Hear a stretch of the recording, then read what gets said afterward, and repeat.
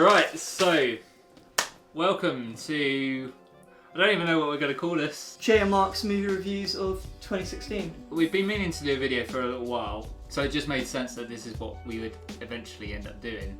This has been, what, I would say a good 6 months in the making. It's always been like, yeah, that would be a good idea to do, and then, you know, life happens. And it just makes sense as well with, obviously, the year just wrapped up. Like, it's just a good way to, like, look back on, like, our favourite films, really. And I'm pretty excited, to be fair. I must say one thing though is we don't know what we've chosen, what each other have chosen. So it could be quite interesting because I think we like the similar type of movies, but I generally don't know what you're going to pick. I've got an idea what might be in the list at some point, but yeah, so I'm excited for that. Do you want me to go first? Go on, yeah, you go first. We get number 5. Right, so my 5th favourite film of 2016 was Deadpool. I'll be totally honest, it's a film that I've wanted to happen for a long time, or when Ryan Reynolds said that he was going to do it, and when the video got leaked, I was like, well, it's got to be done now. So, yeah. And I saw it in California as well. Alright, awesome. I think like one of the good things as well is that Marvel's doing this thing where they're really clever, they know what they're doing, and like obviously for like a superhero movie, it is a big risk, like doing an R-rated like superhero movie like Deadpool, but they had the balls to do it. It was really well written, really funny, and it just worked. I think a lot of Marvel films are going to follow that trend. Yeah, and unfortunately, sadly, there will be other films that will probably try to really copy that kind of framework, but it ain't gonna work. Moving on to my number 5, which it's really hard to pick just five films. My number 5, I've gone for The Jungle Book. Really? Okay. Yeah, I mean, I almost forgot it came out this year. Yeah, I mean, to be fair, when I first heard about it, all like CG and stuff, I had my doubts, I had my worries, but then going in to see it and watching the trailers and stuff, it's stunning, absolutely stunning. I don't think whether you went into the original or not, you're always going to have some form of nostalgia with it, aren't you? Even just Disney, like you're going to know the songs, you're going to know some of the characters. I must admit, I loved it. I did like it, and it was funny for me because I went to see it with my whole family. I went like with my parents and grandparents and stuff, and they loved the original, and they wanted to hate it. Yeah. And they come out the cinema buzzing, and for me that was a good telltale that they actually knocked it out of the park. It had the nods and the respect for like the original, but still kind of keeping it fresh. They gave it space. Yeah. Do you think? Yeah.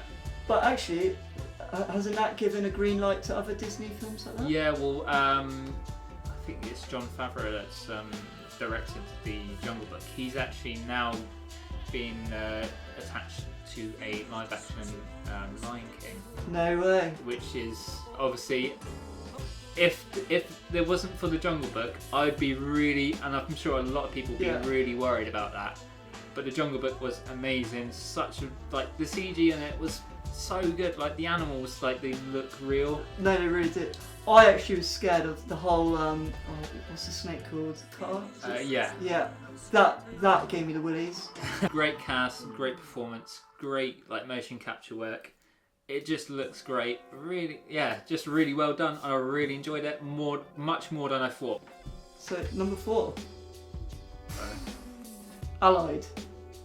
Seen that? No, I haven't actually. And I'll tell you what, it is so good.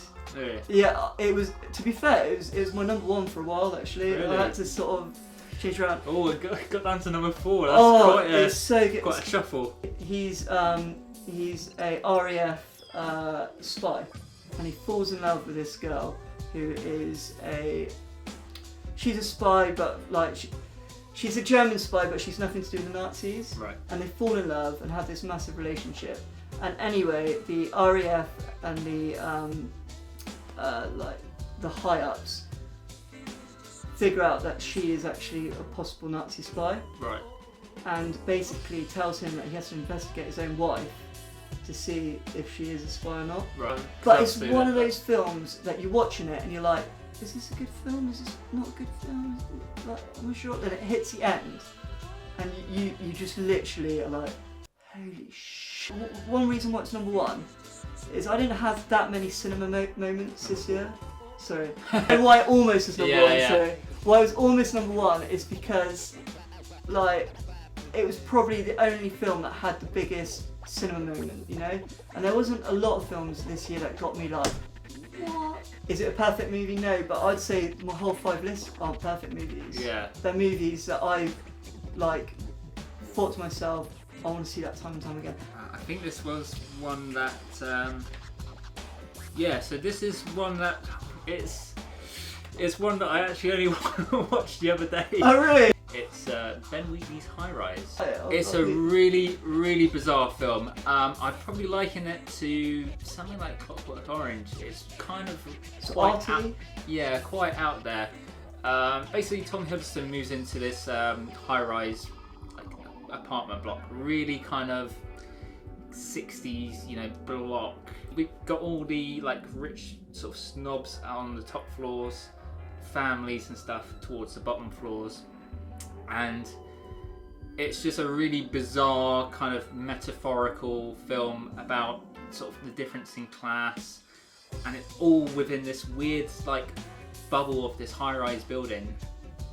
It's not going to be to everyone's taste, no, but for the look alone, I'd put it as number 4 because like it's got some really striking visual imagery and Tom Hiddleston's great in it. He's great in everything anyway. Also, the score is by Clint Mansell, who does a brilliant job in like scoring it. It's so it just everything works really well. The story itself, there's not like a whole. It's kind of it doesn't quite hold up together as a narrative. But I think you kind of just have to like take it on the chin and just go with it. It's really crazy.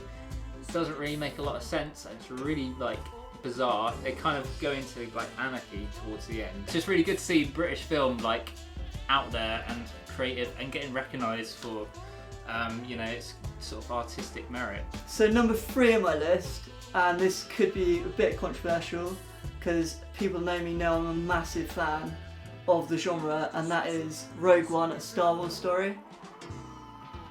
Number 3? Number 3. No way! Yeah, number 3, Rogue One.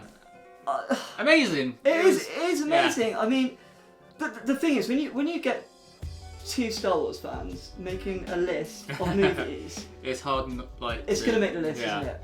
And we've actually talked about a little bit about Star Wars before this. We didn't know that they were on our lists, but we had a pretty good idea, I think. And one thing that we said is we're going to be blessed now with Star Wars films for the next sort of 10 years. And in some ways, I think it was better than The Force Awakens. Initially, when they first made that announcement that Disney was taking over from Star Wars and they were going to then make more Star Wars films, I was like, hold it. I think they've just got such a wealth of like material that they could like literally pluck any idea out of any bit of Star Wars and make a film about it. And definitely, and you know, when I heard they were doing a Han Solo movie, I cringed. I was like, oh for God's sake, like honestly. But Rogue One's put the trust that they can bring out old material, because let's face it, this story is well over 30 years old now, isn't it? Do you know what I mean? And the fact that they can do it so well, and they can bring back characters, and albeit there's one point that I want to make about bringing back old characters later, but anyway, like they can do it, can't they? And it has worked. But going back to my point, Tarkin almost ruined a whole bloody movie for me. Didn't like it. I was quite impressed. Really? I mean, the first when you first see him, it's it's not him, and I think it does take you out of it just for that. I was watching the Clone Wars or Star Wars Rebels at one point. I thought it was quite cartoony. That first bit, it did take me out of the film a little bit, but seeing him later in other scenes, I almost forgot that he was, computer generated. I must admit, the second time I watched the movie, and I knew what I was expecting with Tarkin, it made the whole process a lot easier, and to the point where I actually had to think to myself, actually I didn't like him before, why am I not thinking about it? So I do think the second watch, I didn't notice it as much. It was a really ballsy thing to do, but really, really ballsy. But I mean, because it could have ruined the movie. It could have ruined the movie. Yeah. One of the things is with like Industrial Light and Magic, they've really they've always pushed the boundaries in what they can achieve. And Definitely. I think they've really outdone themselves. Like, I know you wasn't like totally sold on it. No. But as a sort of technical feat, like, that's pretty incredible what they've done.